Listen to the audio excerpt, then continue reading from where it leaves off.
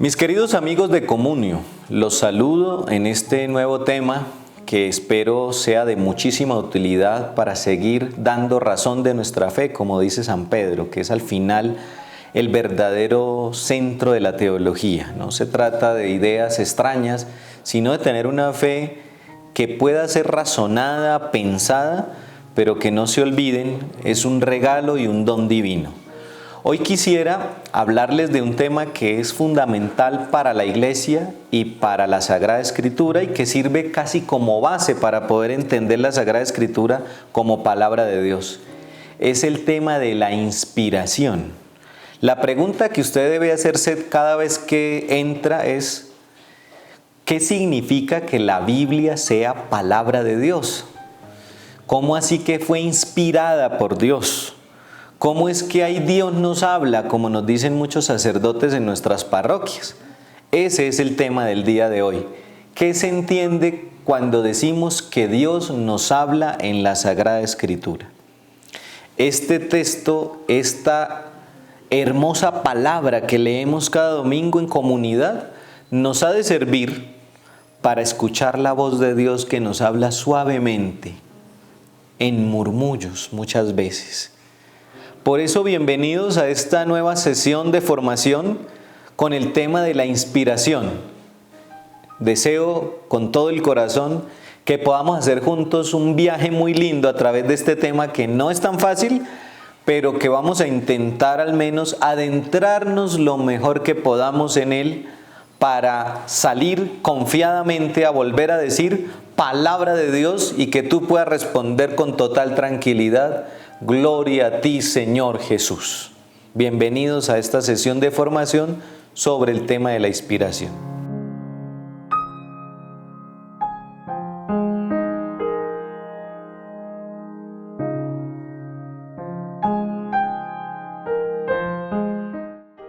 Mis queridos amigos, quiero proponerles una entrada a este tema. Y es que este tema es un tema que hay que ir de a pasito en pasito para no confundirse uno. Por eso les propongo en este primer apartado, oiga, si vamos a buscar inspiración en un diccionario, ¿qué encontramos? En un diccionario de la Real Academia de la Lengua. Si vamos a buscar inspiración ya en un diccionario teológico, ¿qué encontramos? Es decir, la primera cosa es, ¿qué encontramos en los diccionarios? ¿Qué hay en un diccionario cuando yo busco la palabra inspiración y más, pues, precisamente inspiración bíblica? Mire, en los diccionarios en su mayoría la palabra inspiración está relacionada con el movimiento biológico de respiración. Cuando usted toma aire, inspira, y cuando usted toma aire, expira. Entonces muchas veces viene la palabra inspiración de ese soplo que usted toma como ¿veo? Usted está inspirándose, está tomando el aire de fuera y lo está llevando adentro para darle vida. Y bueno, ya seguramente algún médico o personal de la salud o una persona entendida en estos temas podría explicar qué es lo que pasa con el oxígeno que yo tomo, para dónde va y qué hace después. Yo lo que quiero decir es que en el diccionario lo primero que encuentra es esta acepción relacionada con la respiración y va a ser muy importante por lo que viene. Entonces, primera palabra que deben tener ahí: inspiración es el aire que entra para dar vida. Cuando uno le pregunta pues más o menos a la gente, oiga, ¿usted en qué se inspiró para crear ese cuadro tan lindo? Miren este cuadro de Jordán de Sajonia. Si yo tuviera el autor le diría, oiga, y no tenemos cuadros del Beato Jordán, no tenemos descripciones. ¿Usted en qué se inspiró? ¿Usted lo inspiró algún fraile que conoció? ¿O lo inspiró un amigo suyo? ¿O de pronto es la foto de su papá porque usted siempre vio en su papá a alguien santo? ¿En qué se inspiró? Así que la segunda cosa de inspiración que encontramos es creatividad, la relación con lo creativo, como si fuera el motor o el origen de esta creación artística, o un poema, o una novela escrita, o una pintura, como es el caso que estaba procediendo a explicar. Pareciera que hay como algo que nos llega a un momento, ¡pum!, y uno dice, uy, esto es lo que voy a hacer. Pareciera en muchas culturas que esto tiene una relación de la creatividad con lo divino, como si un soplo viniera de lo alto y trascendiera el mundo de lo cotidiano, moviera el alma, los pensamientos, sentimientos e incluso el mismo acto de crear. Ahí ya llevamos dos cosas: vida, segundo, creatividad, algo que nos excede a nosotros y que muchas veces no sabemos ni siquiera de dónde salió. Pero vamos a inspiración bíblica, que es lo que nos ocupa. ¿Qué movería a esta gente a escribir entonces la Sagrada Escritura? ¿Será que se imaginaron algo o simplemente quisieron narrar un hecho como cualquier autor? La inspiración bíblica suele definirse como la acción que el Espíritu Santo ha ejercido en los escritores sagrados para determinarlos a escribir, en su concurso constante y bajo su influencia directa, las verdades que Dios quería manifestar de este modo a los hombres. Duro, ¿no? Es una definición como para que usted tenga el cuaderno y esté anotando. Padre, ¿qué fue lo que dijo? Repítame que me queda la mitad. Mire, acción del Espíritu Santo, primera cosa divina, que ha ejercido esa influencia en los escritores sagrados para determinarlos a escribir. ¿Cómo? Con su concurso constante, con su presencia constante y bajo su influencia directa, las verdades que él quería manifestar a los hombres. La acción del Espíritu sobre los autores sagrados hace que nosotros llamemos a la Biblia palabra de Dios. La teología, pues básicamente va a afirmar, en un diccionario de teología usted va a encontrar que la inspiración convierte al amanuense, al que escribe, en un agiógrafo, palabra rara. Ustedes en su cuaderno de anotaciones tengan un diccionario de curas que hablan cosas raras. Cada vez que ustedes escuchen estos frailes hablar, saquen el cuaderno y digan, seguro va a haber alguna palabreja rara, porque a los frailes dominicos les encantan las palabras extrañas. Y entonces usted anote ahí en su cuaderno palabras extrañas del padre Edgar que nos dio inspiración. La primera palabra rara es agiógrafo, que significa básicamente escritor sagrado. Y en ese sentido hace que Dios sea el origen de la escritura y la convierte en su palabra, palabra de Dios decimos. En consecuencia, la inspiración es una cualidad que afecta al texto, fundamentando por su propia naturaleza la canonicidad del mismo. O sea, que nosotros digamos que Dios a través del Espíritu, pues Dios es Padre, Hijo y Espíritu, el Espíritu es quien actúa directamente y eso hace que sea palabra de Dios. Entonces, claro, cuando uno dice que Dios ejerció una acción sobre el hombre para que escribiera, es que nosotros podemos decir, oiga, pero eso que escribió no es cualquier obra, sino que es palabra de Dios. La Biblia no solo es un texto inspirado, resultado de la acción de Dios, ¿cierto? No es que el agiógrafo se quedó así suspendido y Dios le cogió la mano y empezó a escribir, como incluso algunas otras iglesias lo dicen o algunas personas lo tienen entendido. No. La acción de Dios es inspiradora. Lleva a Dios, transmite su espíritu, genera y fortalece el dinamismo de la fe. Es decir, esto de la Biblia y la inspiración más o menos funciona en dos niveles. Dios que llega al hombre y el hombre que llega a Dios. Así que no solo es inspirado para escribir, sino que también es inspirado para leer y también es inspirado para entender. Ahí donde tiene sentido que cada vez que usted va a leer la Biblia, lo que invoque es el Espíritu Santo. Eso se lo recomiendo yo, que he estudiado la Biblia, que soy juicioso leyendo la Biblia, y cada vez que me siento a leerla le pido al Espíritu, el mismo que inspiró esas palabras, que ahora me inspire a comprenderlas y que me inspire a abrirle mi corazón a Dios para escucharlo. Eso es una de las ideas más fuertes que usted tiene que llevarse hoy. A lo largo de la historia de intentar explicar cómo Dios inspira al hombre, pues no ha sido fácil, porque más o menos ustedes ya van notando que uno cuando habla de esto habla como, bueno, ¿y qué, cómo hace Dios? No sé, si aparece, le da uno idea, o el Señor que escribió eso, pues escribió y después Dios se valió de eso para hacer entender algo. ¿Cómo funciona la inspiración en la vida de ese señor de hace 2000, 3000 años que escribió un proverbio? Entonces es de lo que se trata. A lo largo de esta historia de la iglesia, ya casi más de 2000 años, ya nosotros estamos diciendo, y no, ya se notan las peleas entre los teólogos. Nosotros los teólogos también de vez en cuando nos ponemos a pelear por estas ideas. Y entonces se nota una tensión. La primera es qué significa que Dios escribió, que Dios es autor de la Sagrada Escritura, más que cualquier otra cosa, y la llamamos palabra de Dios. Pero por otro lado, también la Biblia es palabra humana, porque está escrito en lenguaje humano. Y entonces, ¿cómo es que eso es palabra de Dios, pero al mismo tiempo es palabra humana? ¿Eso pega o cómo hace uno? Porque esto es palabra de Dios, pero al mismo tiempo tiene la humanidad ahí metida y los humanos nos equivocamos y hacemos cosas al revés y a veces queremos decir una cosa pero decimos otra, tipo la chimotrufia más o menos. Entonces, Dios y el hombre que se encuentran ahí, ¿eso cómo queda? Esa es una tensión muy fuerte. Entonces, ¿cómo entender la colaboración entre Dios y el hombre a lo largo de la historia de la salvación?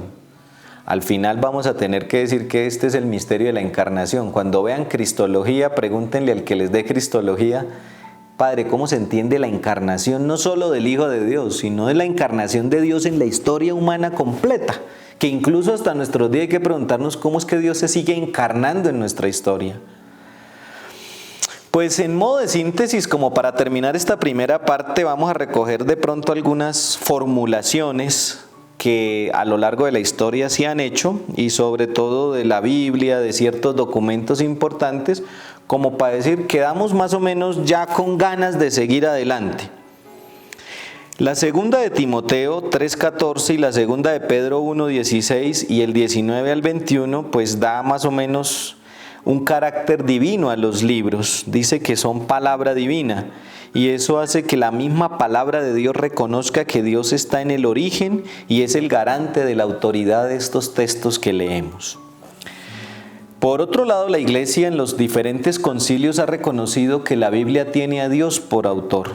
La revelación de la Sagrada Escritura contiene y ofrece la revelación que la Sagrada Escritura contiene y ofrece ha sido puesta por escrito bajo la inspiración del Espíritu Santo. Entonces estamos claros que la Iglesia reconoce que la Biblia tiene un carácter sagrado. Dei Verbum número 11 dice, en la composición de los libros sagrados Dios se valió de hombres elegidos que usaban de todas sus facultades y talentos. De este modo, obrando Dios en ellos y por ellos, como verdaderos autores, pusieron por escrito todo y solo lo que Dios quería.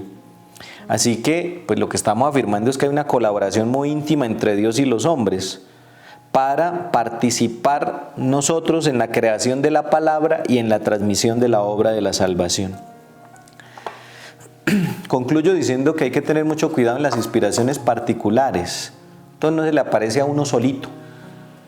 La inspiración es reconocida en la Iglesia no como un carisma aislado de un individuo, sino como el carisma que pertenece a una comunidad. Ya lo decía Pablo muchas veces en sus cartas, que tuvieran cuidado de que esto no fuera solo un asunto de un inspirado que lo sabe todo, sino de una comunidad que discierne poco a poco también la palabra del Señor. La inspiración bíblica continúa, mis queridos hermanos, eso es lo más bonito y lo más importante, pero ya no creando nuevos libros, ahora continúa en la interpretación que hacemos de los libros que contienen esa revelación. No solo es haberla escrito, es que la inspiración también sirve para leer la Sagrada Escritura. Así concluimos la primera parte. Formulaciones, primera aproximación, para que ustedes más o menos quedaron animados o no para seguir.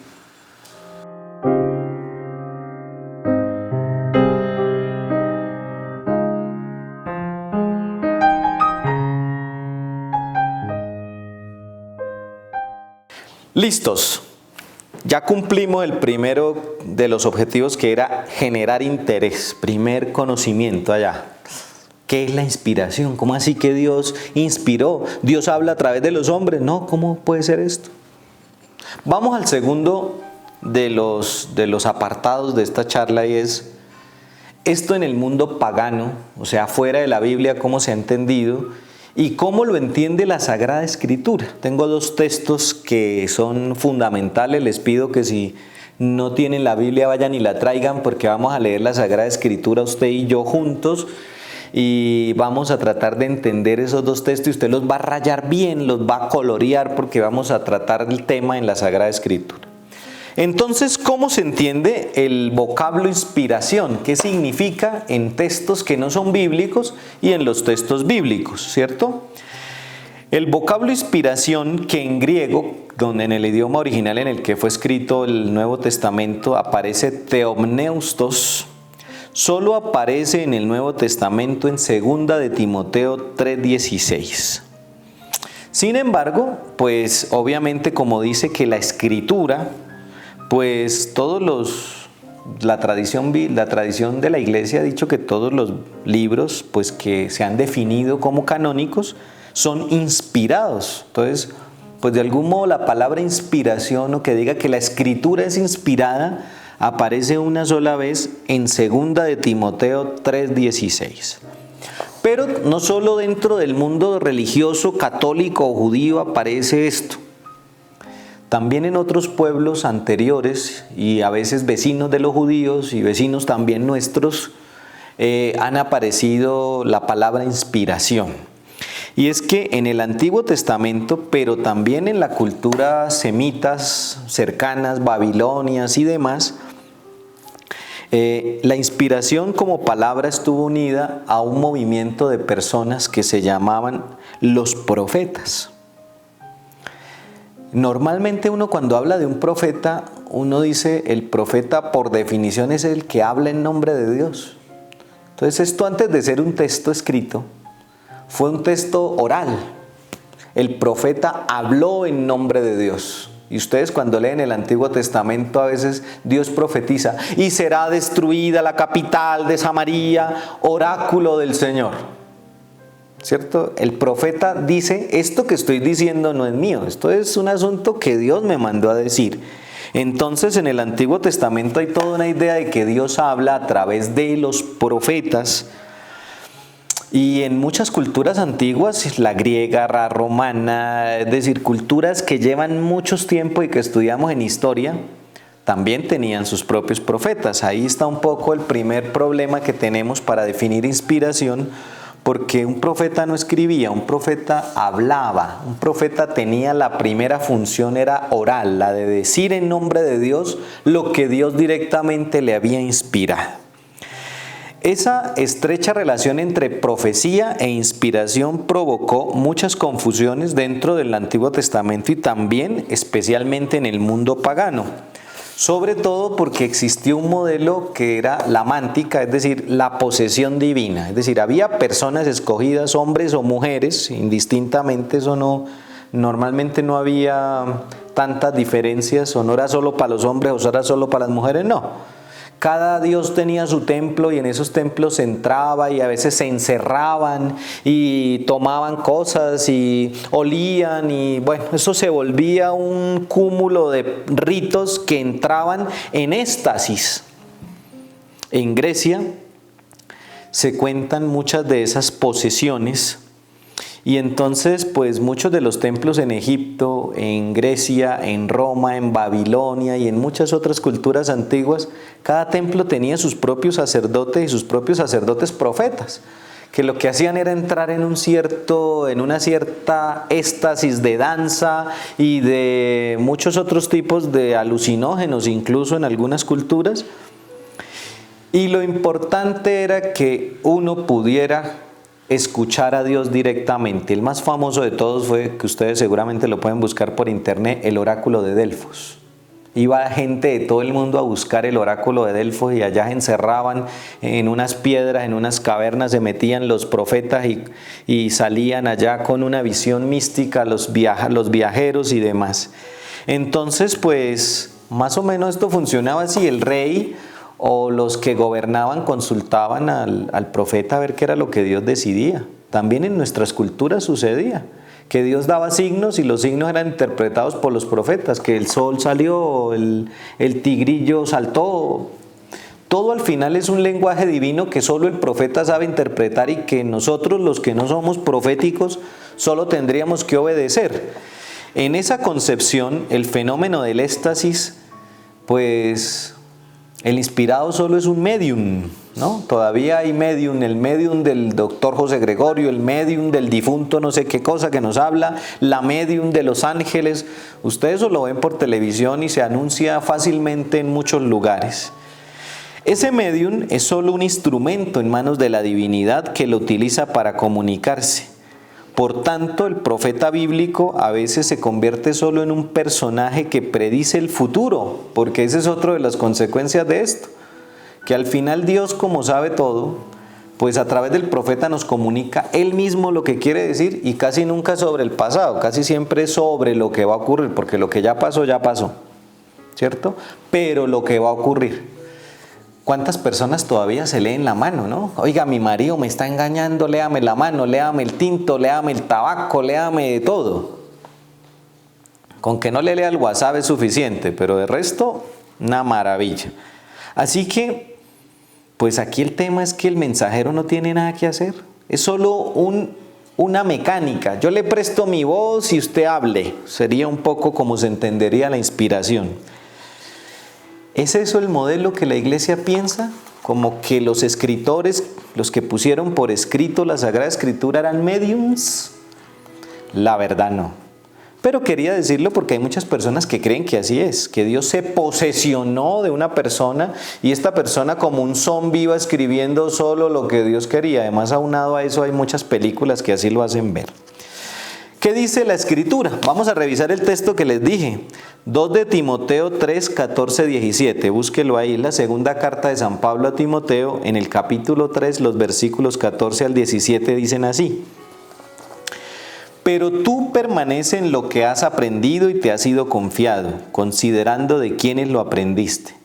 Y porque desde la infancia conoces las letras sagradas que pueden instruirte en orden a la salud por la fe en Jesucristo. Oiga, versículo 16, pues toda escritura es divinamente inspirada y útil para enseñar, para arguir, para corregir, para educar en la justicia, a fin de que el hombre de Dios sea perfecto y consumado en toda obra buena. Es la única vez que aparece la palabra inspiración en toda la Escritura, sea del Antiguo que del Nuevo Testamento. Dice que toda escritura es divinamente inspirada. Ese es el texto que nos va a interesar. Versículo 16. Toda escritura es inspirada. La verdad, en griego dice así. Pasa grafé theopneustos. Esa es la frase que nos va a interesar ahora. Esta frase le concede un curioso atributo a las escrituras, pero puede ser traducida de modos diversos al español. Puede ser traducida como está ahí, toda escritura es divinamente inspirada, pero también puede traducir toda la escritura está inspirada por Dios, o puede traducir toda escritura inspirada por Dios. ¿Entienden ustedes la diferencia? En la primera dice toda la escritura, como si estuviéramos hablando de algo que conocemos, esta escritura. O la segunda es toda escritura inspirada por Dios, es decir, todo lo que Dios escriba, como un genérico. Ahí las traducciones han optado por hablar de la escritura y por eso toda escritura es divinamente inspirada. A mí me da la impresión que los que tradujeron optaron por la versión más generalizada, es decir, toda escritura es divinamente inspirada. Pero también hay una posibilidad de traducir que la escritura está inspirada por Dios, se podría traducir fácilmente. La palabra que más nos interesa es la palabra inspiración, que en griego es theopneustos. Está compuesta por dos palabras, theos, que significa Dios, y neuma, que significa espíritu, espíritu de Dios. En el mundo de los helenistas, de los judíos y obviamente en el Nuevo Testamento, neuma, seguro que cuando vean neumatología ahí van a entender esto, neuma es el viento, el soplo vital. ¿Recuerdan lo de la primera, expirar? Eso es el neuma, la potencia sobrehumana, porque cuando Dios trae su neuma no es el mismo neuma en otro, no es oxígeno lo que tomamos. Cuando Dios toma y nos sopla, lo que nos da es vida, bendición, castigo, también da capacidad espiritual, da la capacidad de decidir, es un don escatológico el neuma, es lo que hace que tengamos alma en algunas de las traducciones. Esta palabra neuma se relaciona también con el mundo griego del que hablábamos y significa fuerza o soplo divino, normalmente que está dirigido a un sacerdote o sacerdotisa, como lo decía antes, y que lo transporta a un éxtasis o a un rapto, ¿no? Que también puede ser una palabra que se use. En él pierden su libertad y se comportan como personas alocadas, dementes, que están proclamando un oráculo divino. Entonces, pues nada extraño que estos significados penetraran en el mundo hebreo y cristiano. Así venían desde fuera y nosotros los hemos ido asumiendo y les hemos ido cambiando el significado. Y su influencia, pues obviamente hay que empezar a sentirla ahora que estamos intentando explicar el tema de la inspiración. El problema de todas las explicaciones es tener una idea correcta de quién es Dios y de cómo actúa en el hombre salvaguardando lo humano. En la tradición bíblica, pues esta idea de cómo actúa Dios en el hombre casi siempre tenía que borrar al hombre. Dios es todo y nosotros no somos nada, como lo repiten todavía en algunas iglesias, parroquias y otras confesiones cristianas. La tradición rabínica, porque ahora estamos en el Antiguo Testamento, sostiene que la Escritura es preexistente. Imagínense ustedes, existía antes de nosotros y será entregada a los hombres por medio de Moisés y de los profetas. Entonces hay como una idea de que Dios ya tenía lo que nos iba a decir y nos lo entregó a través de Moisés en la ley y de los profetas posteriormente. Filón de Alejandría, que es un filósofo judío, una persona muy sabia, muy importante en la tradición judía antigua, parece desarrollar esa misma idea diciendo: el hombre que profetiza se ve obligado a pronunciar palabras cuyo alcance desborda todos los límites terrenos. El órgano, la boca, la lengua y hasta la inteligencia es humano, pero su resonancia es sobrehumana.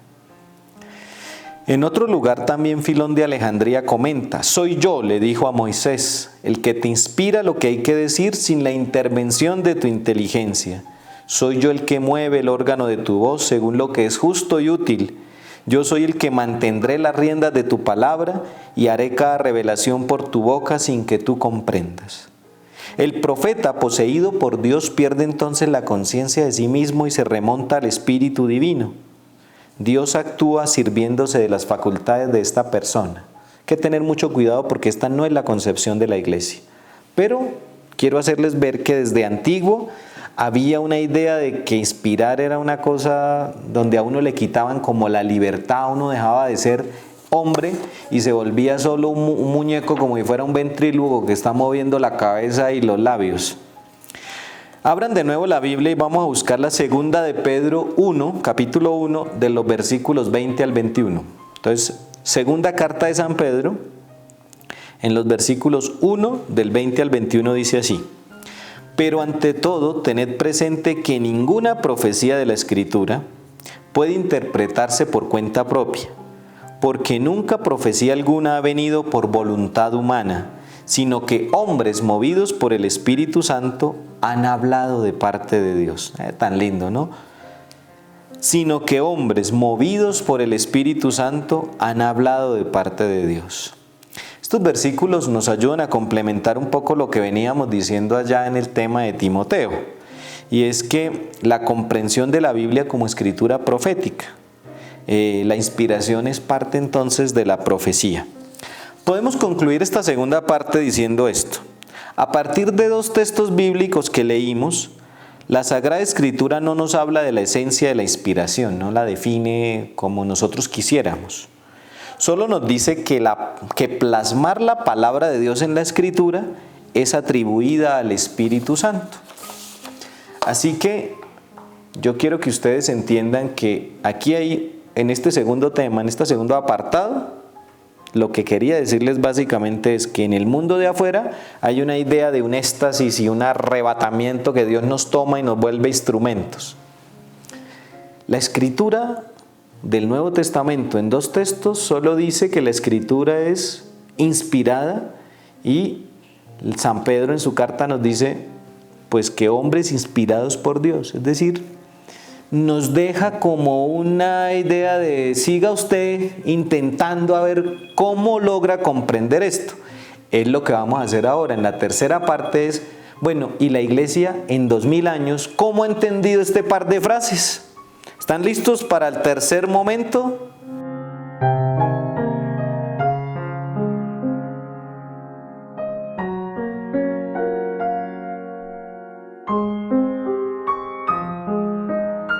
¿Listo? ¿Ya descansaron? Bueno, ahora sí vamos a ir a la tercera parte y es, bueno, y si dice la Biblia que la escritura es inspirada, como lo leímos allá en Timoteo, y si San Pedro dice que hombres inspirados por el Espíritu Santo, movidos por el Espíritu Santo, ¿cómo entendemos esas dos frases? Ahora sí es donde vamos a hacer historia. Entonces les propongo que vayamos a los primeros 500 años, llevamos 2000, ¿no? Vamos a dividir esto, vamos a ver qué dijeron en los primeros 500 años. A esa época de los primeros 500 años se le llamó la patrística. Los padres de la iglesia, en los primeros siglos de la iglesia, definieron muchísimas cosas que son importantes y que a nosotros nos sirven para decir que es que esto no lo inventamos ayer por la tarde, sino que nosotros hemos sido fieles intérpretes de la Escritura y nuestros mayores nos han ido enseñando cómo se interpreta recuerden lo que dije, ¿no?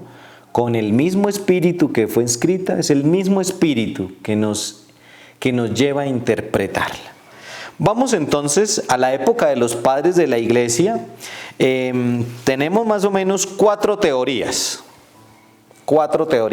de cómo interpretar esto de que la Biblia es inspirada. La primera es una teoría del siglo II que se llama, escríbalo ahí en el cuaderno, teoría del dictado. Esa es la primera teoría. ¿Qué quería subrayar esta teoría? Que Dios es el autor de la Biblia. El hombre es simplemente un escribano o amanuense. El hombre no solamente reproduce un texto, sino que pues ustedes saben que al final Dios, como que cuando Él se sentó a escribir, lo fue inspirando para que le fue contando, le fue haciendo saber qué tenía que decir. Entonces hay una primera teoría que es la teoría del dictado. Muchas veces se fundamenta en la misma escritura. Éxodo 24:12, 31:18, 34:27, donde pareciera que Dios le dice, escribe esto.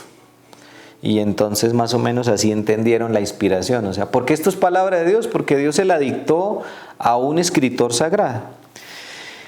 San Jerónimo, San Agustín, San Gregorio Magno y San Isidoro de Sevilla. O sea, estoy hablando de 4 nombres duros en la iglesia. O sea, el padre Edgar es un pobre, el mico al lado de estos son para uno venerar, ¿no? San Jerónimo, San Agustín, San Gregorio Magno y San Isidoro de Sevilla defendieron esta posición. Y pues más o menos afirmaban que creemos que el Espíritu Santo es el autor de la Sagrada Escritura, pues el que dictó a sus profetas para que escribieran, él mismo escribió. O sea, usaron la palabra dictado, ¿cierto? ¿Ustedes recuerdan la escuela cuando eran niños? Que la profesora decía, saquen una hoja, vamos a hacer un dictado. La profesora sabía, tenía el texto, tenía la verdad, y ella simplemente iba diciendo y usted iba reproduciendo lo que usted escuchaba. Obviamente usted se equivocaba en una letra, en dos, y la profesora ahí le pegaba un reglazo para que aprendiera, pero era la teoría del dictado. Entonces seguramente así más o menos nuestros primeros padres empezaron a entender el tema de cómo es que Dios inspira. Entonces hablaron del dictado.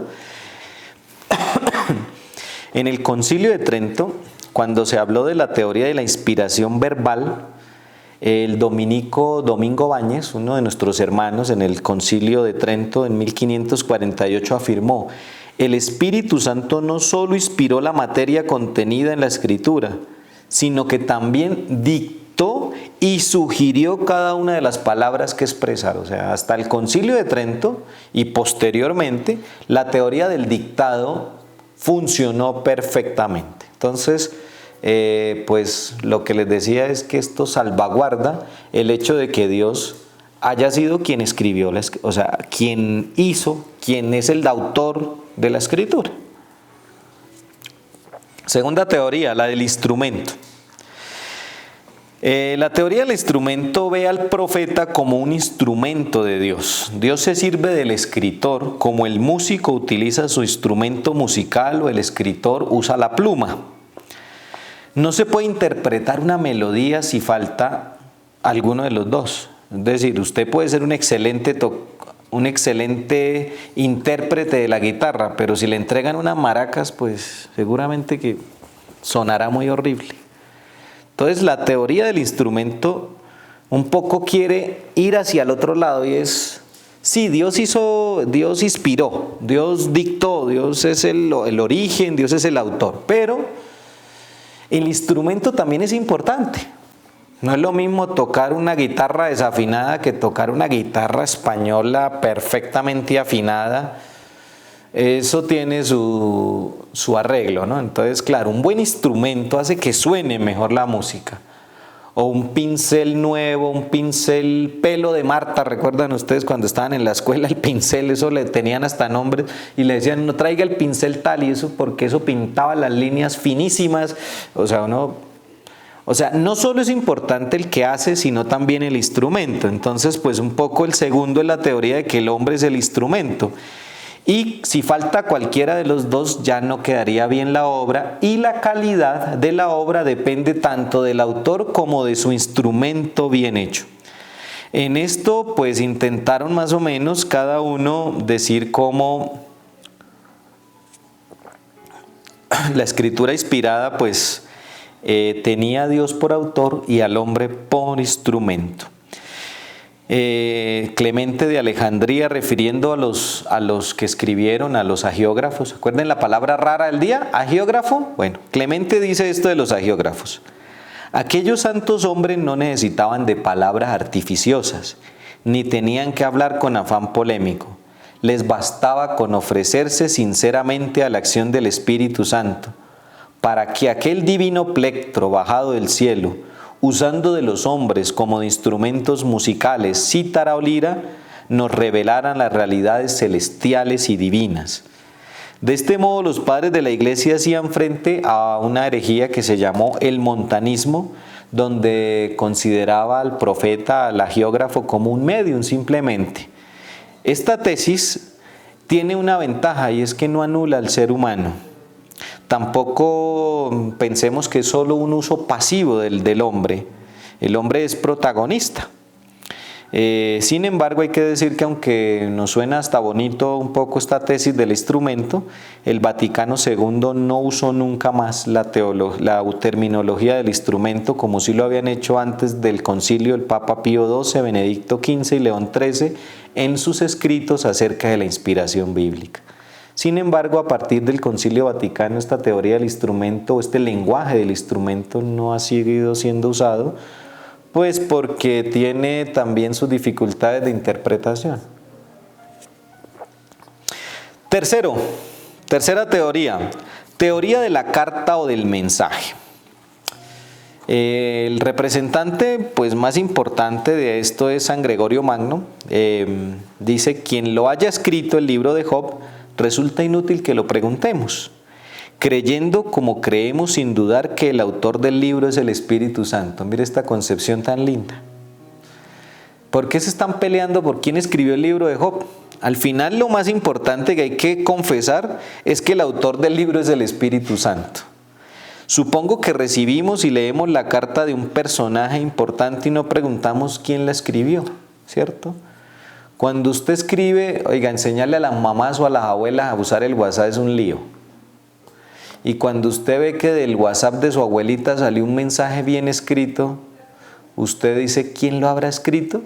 Pero a usted lo que más le interesa es qué fue lo que le mandó a decir su abuelita ahí. Entonces usted no se pregunta por quién escribió ese mensaje, sino lo que decía el mensaje. Mi abuelita me mandó decir esto, aunque otra persona lo haya escrito. Esa es la teoría de la carta o del mensaje. Nadie se está preguntando con qué lápiz escribió la carta o con qué computador escribió el trabajo. Al final lo que a uno le interesa es la persona que escribió, pero sobre todo el mensaje que contiene. San Agustín también a esta teoría de la carta o del mensaje le dio mucha importancia. Decía que del agiógrafo De aquella ciudad con respecto a la cual ahora nosotros nos consideramos como peregrinos, nos han llegado algunas cartas. Son las mismas escrituras, bonito eso. Es decir, él creía que hay una ciudad celestial, pues es el cielo obviamente. Y de esa ciudad nos llegaron unas cartas. ¿Qué cartas? Pues la escritura. Estaba realmente San Agustín haciendo uso de esa inteligencia que realmente es ya sobrehumana, porque Dios también le concedió todos los dones. Por eso, de algún modo, el problema es la palabra mensajero, ¿cierto? Porque el mensajero puede interpretarse en tres maneras: un correo para consignar simplemente el mensaje, un heraldo o un pregonero que se aprende el texto de memoria y lo dice, o un embajador, conoce el deseo de su señor y lo expresa con las palabras más adecuadas, variando según la circunstancia. Entonces esta es la deficiencia de esta teoría. Si la carta viene de Dios y la entrega un mensajero, ¿cómo lo interpretamos? ¿Es un correo? O sea, no tiene nada que ver el que lo trae. ¿Es un heraldo o pregonero, es decir, se lo aprendió de memoria y lo repitió? ¿O es un embajador, es decir, conoce el deseo de Dios y lo transmite según su lenguaje y sus palabras? Eso es un poco la deficiencia que tiene esta teoría. Cuarta, ya casi acabamos aquí, ya acabamos lo de los padres. Cuarta teoría, la teoría del autor. San Ambrosio y Agustín también usaron esta palabra en sus obras. Surgió esta visión para responder a la herejía de un teólogo de los primeros siglos llamado Marción. De ahí vienen los marcionitas, que afirmaba que Dios solo era autor del Nuevo Testamento, que el Antiguo Testamento eran otros, pero que realmente la inspiración verdadera era solo en el Nuevo Testamento. Pero también San Agustín y San Ambrosio querían combatir el gnosticismo, que hablaba de una sabiduría escondida por allá que nadie tenía acceso sino solo los iniciados, o el maniqueísmo, que veía en cualquier intervención humana ya desastre, porque todo lo que el hombre toca lo daña. Entonces solo era lo espiritual y no servía para nada más. Entonces un poco San Ambrosio y San Agustín, al hacerle frente a Marción, al gnosticismo y al maniqueísmo, tuvieron que hablar de este modo. Y es, a decir verdad, la teoría que más ha influido en los documentos de la Iglesia hasta época reciente. San Agustín dice: de la misma manera que el Dios único y verdadero es el creador de los bienes temporales y de los bienes eternos, así también es el mismo autor de uno y otro testamento, porque el Nuevo Testamento está figurado en el Antiguo y el Antiguo lo está a su vez en el Nuevo. El problema, pues, de esta teoría está en saber el tipo de autor al que hacemos referencia. Un teólogo, pues, reciente, muy importante en la iglesia jesuita, Karl Rahner, explicó la autoría siguiendo la idea del autor literario. Pero pues otros teólogos recientes dicen que no se trata de un simple autor literario. En la actualidad yo creo que es uno de los temas más difíciles de abordar por todos nosotros los que nos dedicamos a la teología. ¿Listo? Terminamos esta primeros 500 años, nos faltan 1500, Dios mío. Pero tenemos padres de la iglesia con 4 teorías. Teoría del dictado, teoría del instrumento, teoría del mensaje o carta y teoría del autor. 4 teorías. Búsquelas, busque más información porque esto es una maravilla.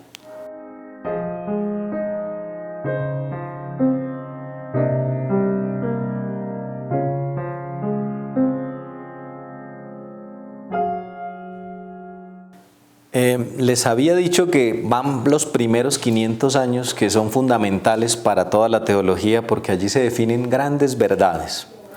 Ahora vamos a hacer un poquito más extenso el tiempo, más o menos unos mil y pico de años, más o menos desde que termina la patrística y empieza la escolástica hasta casi entrado el siglo XIX, es decir, estamos hablando del siglo V al siglo XV, que ya van 10, y unos 3 siglos más, o sea, estamos hablando de más o menos unos 13 siglos que voy a sintetizar, o sea, 500 años, ahora vamos a sintetizar 1300 años. Y para ello voy a hacerme orgulloso hoy, porque el siguiente, el que quiero hablar, es uno de los grandes teólogos si no el más importante, Santo Tomás de Aquino en la Escolástica, que es un poco cómo sucedió este tema de la inspiración en la Edad Media. Santo Tomás en su Suma Teológica Secunda Secunde, en las cuestiones 171 a la 174, eso les va a aparecer ahí anotadito en el video para que usted lo busque después por internet. Secunda Secunde, cuestión 171 y lea Santo Tomás. Léase algo bueno usted, no me ponga a leer cualquier cosa, lea los propios. Ahí en esas cuestiones, el modelo que Santo Tomás usa, se ocupa del tema de la profecía y dentro de él habla de la inspiración. Básicamente, Santo Tomás sigue la teoría del instrumento. Teoría que después otros hermanos míos, de los cuales me siento muy orgulloso y rezo por ellos, para que ojalá la iglesia los eleve a los altares, el padre Lagrange y el padre Benoit, dominicos de la Escuela de Jerusalén, siguieron defendiendo esta teoría. Básicamente lo que dice Santo Tomás es que el autor principal de la escritura es Dios, el hombre es solo su autor instrumental. Para comprender esto, pues toca entender la teoría de la causalidad en Santo Tomás, que depende mucho de la teoría de la causalidad de Aristóteles. ¿Esto qué significa? Que Santo Tomás ve que hay una serie de causas por las cuales ocurre el movimiento. La teoría de la causalidad, pues obviamente implica la descripción de varios tipos de causalidades o de causas. ¿Quién causa que otra persona se mueva y que se mueva todo en el mundo en general? Entonces hay una causa principal que obra por su propia virtud, por decisión propia, pero hay una causa instrumental que es la que obra en virtud de la causa principal. Todo instrumento, animado o inanimado, posee dos acciones. La propia, es decir, que le es específica por su naturaleza de instrumento, y la instrumental, cuando el instrumento es elevado por la causa principal a participar de las capacidades propias que tiene la causa principal. Esto es más o menos, es que si usted no se aprendió Pablo clavó un clavito en el colegio, no puede entender la metafísica de Santo Tomás. Pero más o menos lo que dice es lo siguiente, o sea, vamos a ponerlo con un ejemplo. Mire, una obra de arte, imagínese un cuadro bien hermoso de un pintor que necesita. Pues necesita el pintor, pero el pintor necesita un instrumento que es el pincel. La causa principal, pues obviamente en este caso es el pintor, que es el que tiene en la cabeza lo que va a pintar y es el que decide, ¿cierto?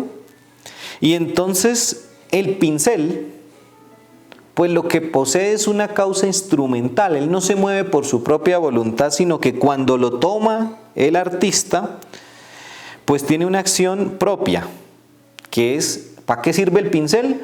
Para extender los colores en alguna de las superficies en las que se escoja.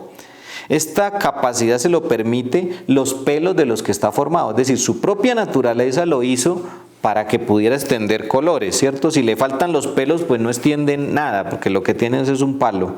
Y en ese sentido, pues la acción propia es extender, pero la acción instrumental es lo que sucede cuando el artista coge y hace un trazo hacia arriba o hace un trazo hacia abajo. Los que son artistas deben saber que cuando se estudia el arte, las obras de arte de un artista específico, se sabe cómo manejaba el pincel, si era de derecho o era zurdo, y cómo subía o cómo bajaba. Todas esas cosas son importantes. En ese sentido, el pincel tiene una causa, un modo propio de ser, pero también una causa instrumental. Y esto es cómo pinta. Entonces el pincel depende de la causa instrumental, la obra de arte depende de la causa instrumental, pero también de la causa principal. Este es el modo como Santo Tomás explicó cómo es que la escritura fue inspirada por Dios, en el cual le concedió a Dios la causalidad principal y al hombre la causalidad instrumental, entendiendo que el hombre en sí mismo, por su propia naturaleza, ya tiene una causalidad y un modo de ser. Y que cuando Dios lo inspira no puede ir más allá de esa naturaleza propia del ser humano. Así que aplicado a la Sagrada Escritura, lo que Santo Tomás nos enseña es que La Biblia es el resultado de la colaboración entre Dios y el hombre, y la autoría del libro puede atribuirse de algún modo a ambos, porque las dos causas, tanto Dios como el hombre, actúan simultáneamente en la producción del efecto.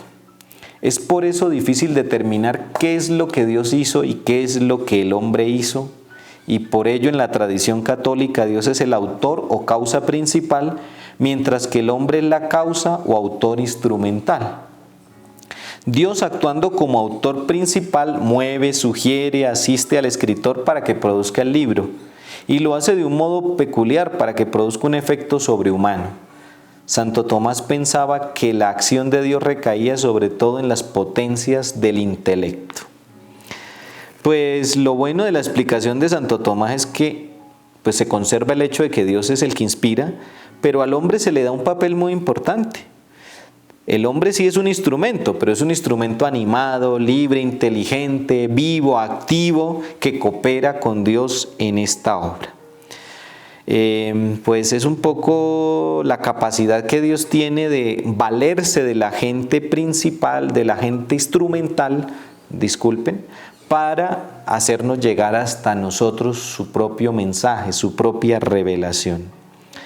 El hombre hace lo que hacen los hombres, escritores. Investiga, recoge datos, los ordena, piensa, decide y se pone a hacerlo como bien lo dice Lucas. He decidido, querido Teófilo, escribirte todas estas cosas después de investigarlas. En todo este proceso que el hombre hace es cuando Dios está actuando. La obra resultante entonces resulta atribuible tanto a Dios como al hombre. Esa es la explicación de Santo Tomás.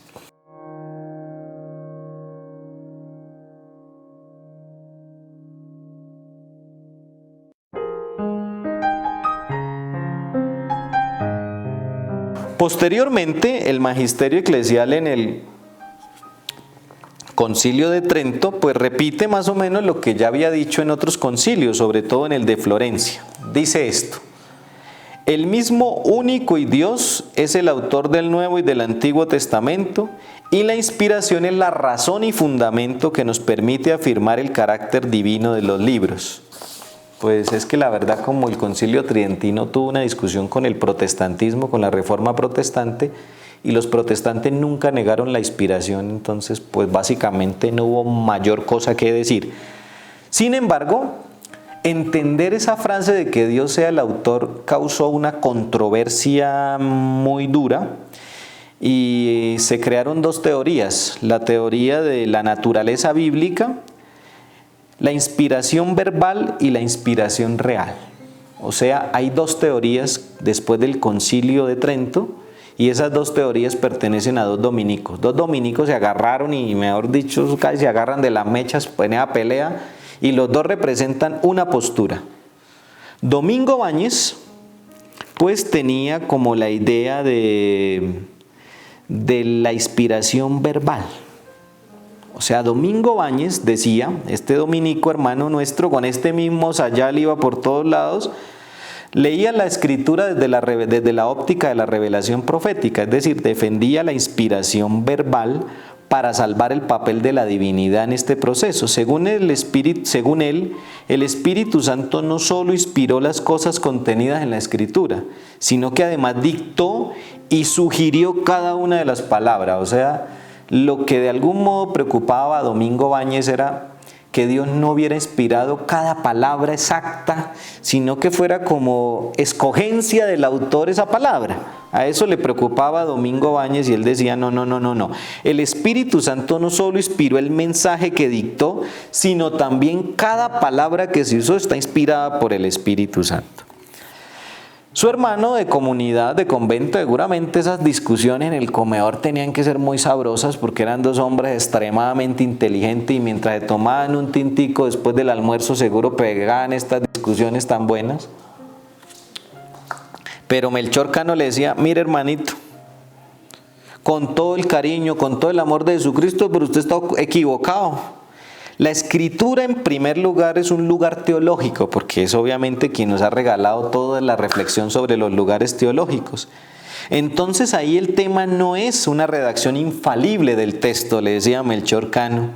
No le interesaba la profecía, sino el libro bíblico como obra literaria, porque al elaborar la noción de inspiración real, quería hacer al hombre verdadero protagonista y autor del libro junto con Dios, aunque fuera a nivel de expresión.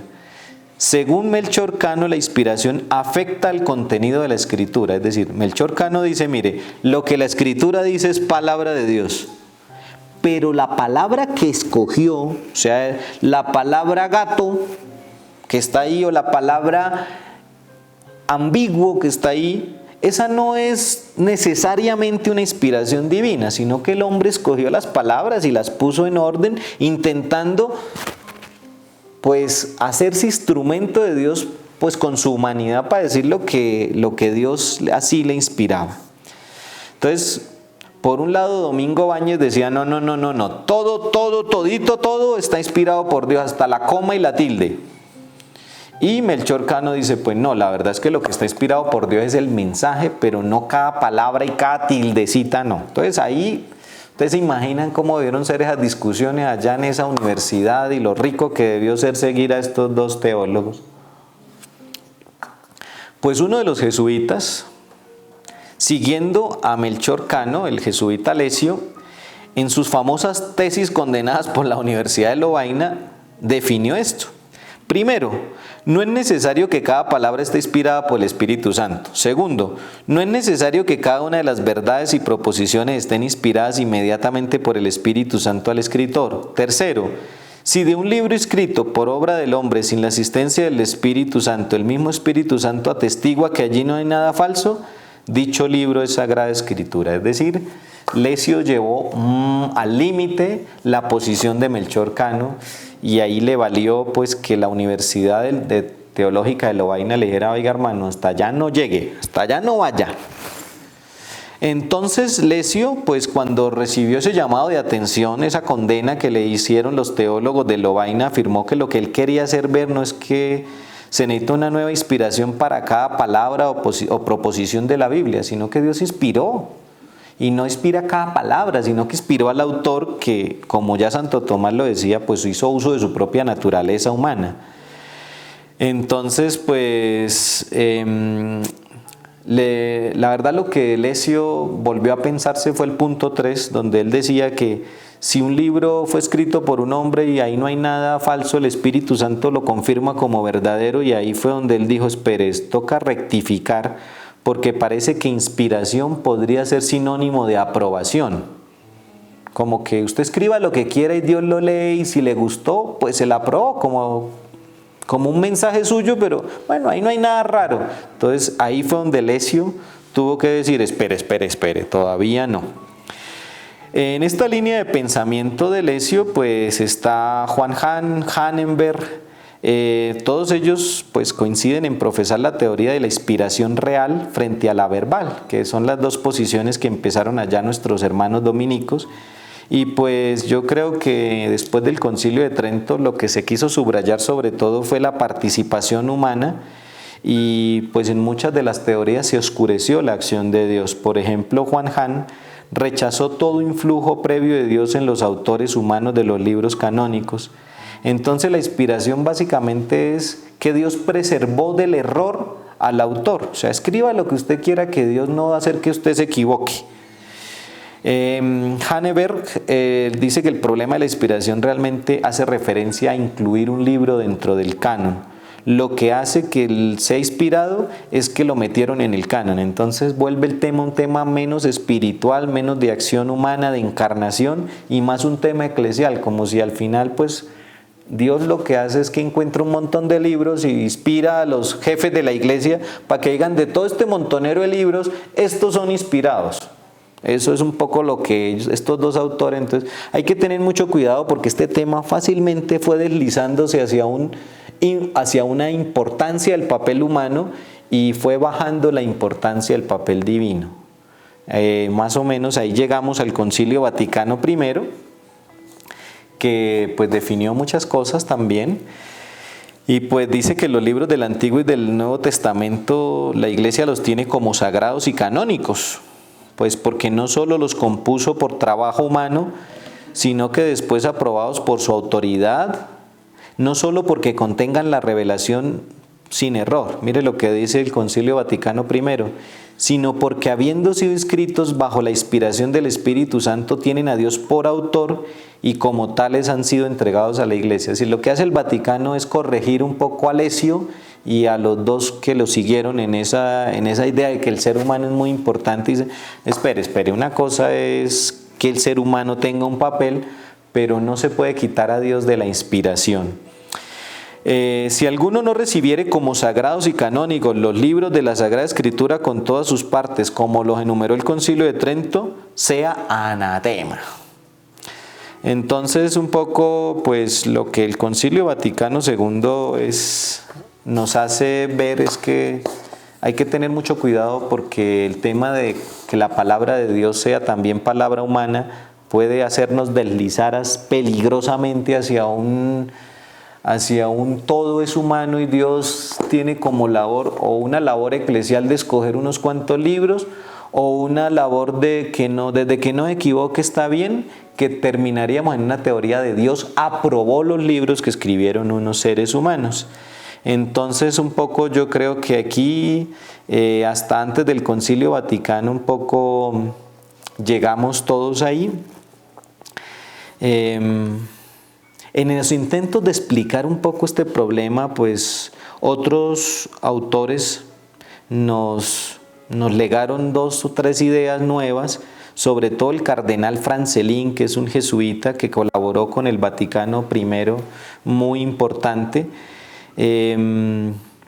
Pues afirmó que la Iglesia no hace ni puede hacer que el libro escrito solo por la actividad humana se convierta en un libro que había sido escrito bajo inspiración divina. Francelín dijo, mire, el tema de que la Iglesia diga estos son los canónicos no es el tema de la inspiración, tengan mucho cuidado, ni tampoco que la Sagrada Escritura esté reconocida por Dios sin error hace que esto sea inspirado. Entonces un poco Francelín lo que corrige es las posiciones de los anteriores y en el texto bíblico existirán elementos formales, ideas, pensamientos y elementos materiales, las palabras. El autor de los elementos formales sería Dios y el autor de los elementos materiales sería el hombre. Poco volvemos al tema de Santo Tomás, o sea, Dios es la causa principal y el hombre es la causa instrumental de la escritura. Yo creo que Francelín de algún modo quiere volver a esta idea de cómo es que Dios aporta o no. Pues los tomistas de ese tiempo, después del Concilio Vaticano I, siglo XIX, los tomistas rechazaron esta división entre el pensamiento y el lenguaje, como que una cosa es el pensamiento y otra cosa son las palabras que usa. Sobre todo el padre Lagrange, recuperando las ideas de Santo Tomás, se negó a concebir una idea al margen del lenguaje. O sea, la idea y el lenguaje son una sola cosa, decía el padre Lagrange. Y Pío XII en su encíclica Divino Aflante Spiritu vuelve a la tesis tomista y distingue la actividad del Espíritu Santo que abarca el intelecto, a la voluntad, la decisión de escribir el texto, y a la ejecución. Entonces el Espíritu Santo abarca la concepción mental de la obra, la voluntad, que es la decisión de escribir el texto, y la redacción de la obra. El Concilio Vaticano I no estableció nada sobre su naturaleza, de la naturaleza de la inspiración. Más bien dejó abierta esta cuestión y le pidió a los teólogos que siguieran avanzando en una mejor explicación. Ahí terminamos 1300 años, casi hasta el siglo XX, porque ahora viene la última parte para terminar esta charla, que es, bueno, ¿y qué dijo el Concilio Vaticano II? Que es de algún modo el que hoy estamos todavía pensando. ¿Qué es lo que dice la Iglesia hoy sobre el tema de la inspiración?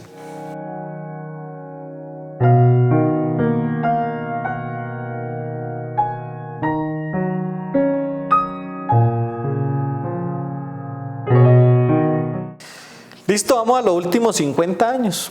Vamos a ver en qué quedó, en qué estamos hoy. Usted y yo, a ver en qué quedamos al final con el tema de cómo se entiende que la palabra de Dios sea también palabra humana, o que la palabra humana que se pronuncia allá los domingos en su comunidad también sea palabra de Dios. Vamos a ver cómo es el asunto. Concilio Vaticano II, ¿cierto? El Papa Francisco, cuando inició su pontificado, declaró un año de la misericordia para celebrar los 50 años de la terminación del concilio. Entonces, pues yo creo que estamos hablando de más o menos 50 años ahora. El Concilio Vaticano no se inventó los problemas de la nada, sino que ya venían discutiéndose en todo el inicio del siglo XX y finales del XIX hubo grandes problemas que fueron después resueltos por el Concilio Vaticano II. Uno de esos problemas se conoce como la cuestión bíblica y es que muchos autores empezaron a descubrir que en la Biblia había errores, había discordancias en las narraciones, que yo estaba narrando una cosa y cambiaba a otra. O por ejemplo en el tema del diluvio, Dios manda subir 2 animales de cada clase, pero como a los 2 capítulos dice que al final no son 2, sino que son de los puros otro montón y de los impuros solo 2. Entonces al final uno como que dice, espere, Dios se le olvidó que había una orden y después dio otra. Entonces como que empezaron a encontrar pequeños errores en las narraciones bíblicas los lectores y decían, pero ¿cómo así? A esto hay que añadirle todo el tema del boom de los descubrimientos antropológicos y de la teoría de la evolución de Charles Darwin en el origen de las especies, que acabó de algún modo de tajo con la idea de que Dios era un creador y que el texto del Génesis era la gran verdad. Entonces todas esas cosas contribuyeron a preguntarse una cosa: si la Biblia comete errores o no contiene verdades científicas, entonces Dios sí la pudo inspirar, porque si Dios no se equivoca, ¿cómo es que la Biblia tiene errores? O si Dios no se equivoca, ¿cómo es que está narrando el inicio del mundo y de la creación y de la humanidad, pero realmente lo que la ciencia nos está diciendo es que no es así? Entonces el primer problema fue el problema de la Biblia contiene errores, la Biblia contiene falsedades, y ahí hubo todo un problema. Pues porque de algún modo lo primero que hicieron fue como decir que bueno, pero es que ¿qué verdad se habla ahí? ¿Cuál es la verdad que quiere transmitir la Sagrada Escritura? ¿Cierto? Un autor, intentando salvar un poco el asunto, dijo esto que básicamente causó mucho resquemor en la iglesia y hasta el día de hoy no es correcto. Que la inspiración en la Escritura se refiere solo a lo que toca a la fe y a la moral, pero lo demás no está inspirado por Dios. Es decir, Lennon Marr lo que dijo fue, después de encontrar las dificultades literarias de la Biblia, los detallitos, dijo, mire, la verdad es que la Biblia es una cosa de religión y de moral. Lo otro científico y lo otro histórico, las ciencias históricas, las ciencias arqueológicas, se encargarán de dilucidarlo a la verdad. Pero la Biblia no tiene ese tipo de verdad. Entonces un poco ahí está el primero de los problemas, el problema de los errores, y este señor intentó arreglarlo, pero lo que hizo fue causar mayor confusión entre los cristianos. Otro de los teólogos, Newman, pues dice que al final hay que tener una distinción muy seria entre lo que se afirma formalmente y los detalles que quedan por fuera de la inspiración. La Biblia es inspirada en fe y costumbres y en las partes relacionadas con ella. Distingue para evitar confusiones entre los afirmados formalmente y los detalles que quedan fuera de la inspiración. Es decir, es una propuesta más suavizada de lo anterior. Mire, la verdad es que es inspirada en cuanto que hay cosas, el mensaje, pero pues en esos detallitos ya no es tan inspirada. Ya Dios ahí sí dejó que el ser humano se recreara en su creatividad y contara historias maravillosas, pero eso la ciencia se encargará de desmentir todos esos asuntos. Entonces, un poco antes del Vaticano surgieron dos corrientes muy serias, una corriente rigorista que decía Dios es el responsable de todas las afirmaciones de la Sagrada Escritura, todas fueron inspiradas por Dios. No daba respuesta a los problemas con las ciencias. La otra, en cambio, pues un poco aperturista, queriendo crear un canal de comunicación con la naciente ciencia histórica, científica, arqueológica y con todo lo que el mundo estaba descubriendo en el siglo XIX y después en el XX, obviamente, pues decía que no, que pues es que la Biblia realmente solo hay que creerle en los temas que atañen a la fe, pero en el resto no es digna de prestarle mayor atención. En momentos previos al Vaticano II, pues muchos autores intensificaron el tema del error, porque es que al final nadie había encontrado los errores, o el que los había encontrado los había disimulado, pero en el siglo XVIII, XIX, sobre todo después de ataques furibundos contra la iglesia, en el siglo XIX ya pasaron de los ataques a los ataques serios argumentados. Empezaron a encontrar pruebas arqueológicas de cosas, el tema de la evolución y todo lo que fueron encontrando dio pie a decir, oiga, pero Adán y Eva entonces al final ¿qué? ¿No? Todos esos fueron tan serios que al final nos tocó decir, bueno, si es que el problema es que Dios inspiró esto, ¿por qué contiene errores? Ahí está el problema central. El padre Alonso Shekel, el padre Benoit, Pierre Grelot, Loffin, Rahner, todos esos grandes teólogos antes del Concilio Vaticano II se dedicaron un poco a estudiar este problema. Seguramente Karl Rahner, que fue uno de los teólogos que más influyó en el posconcilio o en el concilio, pues son los que de los que más influencia ha tenido, y para todos nosotros ahora hay que pues tomarlo en cuenta. En 1956 pronunció una conferencia en una de las universidades y ahí manifestó pues las ideas principales sobre este tema. Decía que Dios es el autor de la Biblia en cuanto fundador de la iglesia, y es autor en sentido literario, es decir, escritor. Para hacerlo, su acción se sitúa en la misma dimensión categorial del escritor humano, de forma que Dios y el hombre son escritores en el sentido estricto de la palabra, mas no bajo el mismo aspecto. Dios intenta primariamente fundar una comunidad escatológica que se representa en la Escritura. El autor humano lo que intenta es componer un libro, es decir, el intento de Dios es crear la iglesia, el intento del ser humano es escribir un libro. El criterio de inspiración entonces consistiría en el origen apostólico de los libros y en la naturalidad en la cual la Iglesia, asistida por el Espíritu Santo, reconoce en la Escritura algo de sí mismo. El Antiguo Testamento estaría inspirado, ordenado, en cuanto el Nuevo Testamento pues, se explica a través del Antiguo Testamento. Sería un poco una prehistoria del Nuevo Testamento. Es una teoría difícil, complicada la del padre Rahner, porque de algún modo pues lo que él dice es que la inspiración tiene más que ver con la iglesia y menos con el libro. Y eso es muy interesante, pero pues en el Vaticano II esto se recibió más o menos así, con una crítica, porque pareciera que él identifica autor con fundador. Son dos palabras que usa que crearon un gran problema. Y entonces pareciera que Dios no es el autor de la Sagrada Escritura, sino es el fundador de la comunidad que escribió la Sagrada Escritura. Y entonces, como nunca habló de qué es la inspiración, ni de cómo Dios influye en el autor de la Sagrada Escritura, pues fue rechazado por muchos teólogos, pues porque parte de lo que él reconoce como inspiración son poco precisas las palabras del término autor de la Sagrada Escritura.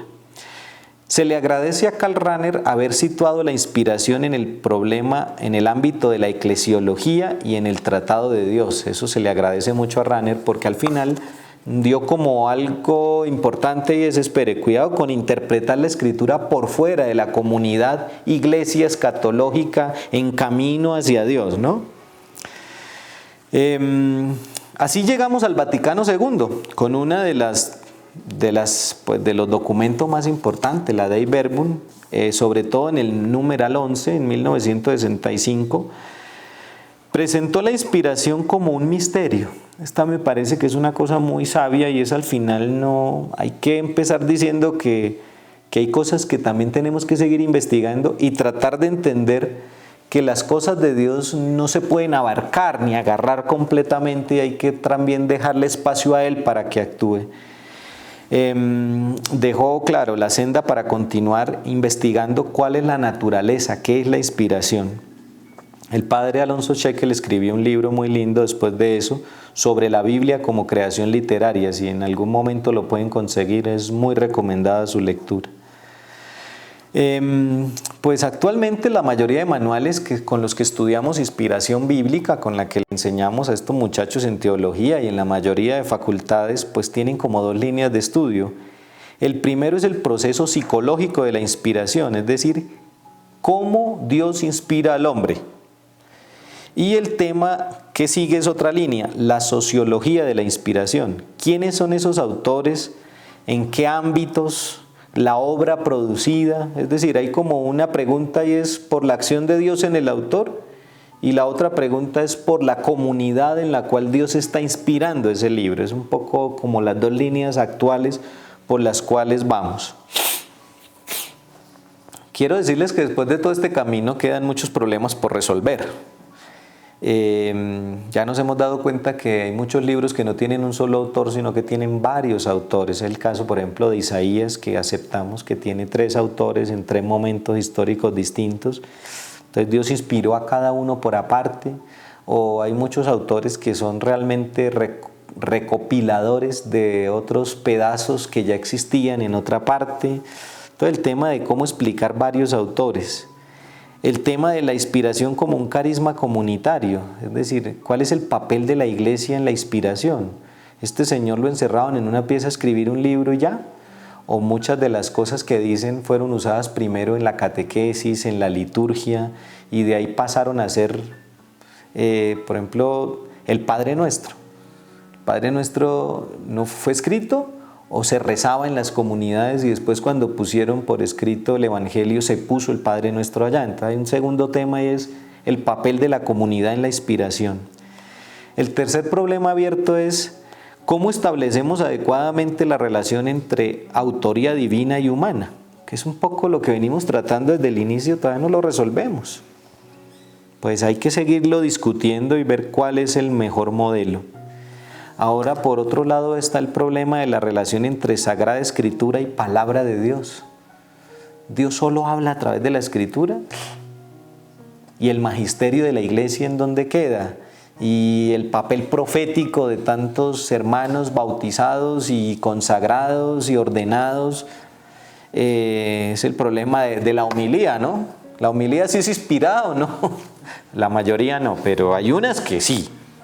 Hay unas muy buenas que yo creo que el Espíritu Santo está hablando ahí. La Biblia inspirada por Dios, ¿inspira a Dios? ¿Cuántos de ustedes realmente a través de la Biblia entienden a Dios? ¿Cuánta gente se está convirtiendo a través de la lectura de la palabra de Dios? Yo creo que esos son como lo que queda abierto, pero ahora, ¿qué cosas cerramos para no seguir peleando con eso? Tenemos que cerrar el tema del dictado, es decir, Dios no dictó la Biblia. Si queremos salvaguardar la colaboración Dios-hombre en sus justos términos, tenemos que quitarnos de la cabeza que el hombre es un medium que recibe las palabras directamente y como un zombi va escribiendo, así como, o sea, eso hay que quitarlo de la cabeza. Segunda cosa que también es, tengamos cuidado que el escritor sagrado no debe ser sacado de su comunidad. Él no se encerró a escribir la Sagrada Escritura. Toda la Escritura es producto no de un autor, sino de una comunidad donde el autor vive y Dios lo inspira para que la comunidad también reciba la palabra de Dios. Una tercera cosa es el tema de la revelación y sus etapas.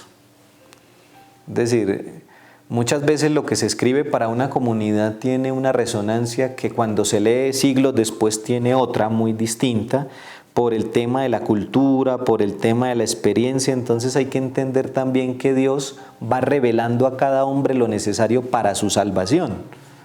Entonces puede ser eso también. Pues de todas maneras yo creo que hemos intentado hacer un recorrido pues desde muy antiguo hasta hoy por el tema de la inspiración. Solo quisiera cerrar diciendo que la obra del Espíritu Santo en el hagiógrafo es una acción tan misteriosa como la que Dios obra cada vez que leemos la Sagrada Escritura y en ella empezamos a encontrar palabras de vida eterna. ¿A dónde vamos a ir? Le dice Pedro al Señor, tú tienes palabras de vida eterna. La palabra de Dios más que un libro es una persona misma, Cristo el Señor, que se encarna cada día en esta iglesia y en los sacramentos y que se encarna en tantas de nuestras realidades cotidianas en las cuales Dios nos habla. Así que quiero agradecerles todo el tiempo que ustedes pasaron frente a esa pantalla formándose para dar razón de su fe, para que no los engañen fácilmente creyendo que es que Dios está dictando palabras, sino que en todo esto hay un complejo número de elementos que se mezclan y que hay que decirlo hoy con tranquilidad, muchas veces no sabemos ni siquiera cómo se mezclaron, pero lo que sí es cierto es que cada vez que leas la palabra, la Sagrada Escritura, debes comprender a través de la acción del Espíritu Santo en tu vida que Dios mismo te está hablando. Muchas gracias y espero haberles ayudado un poquitico más en su formación.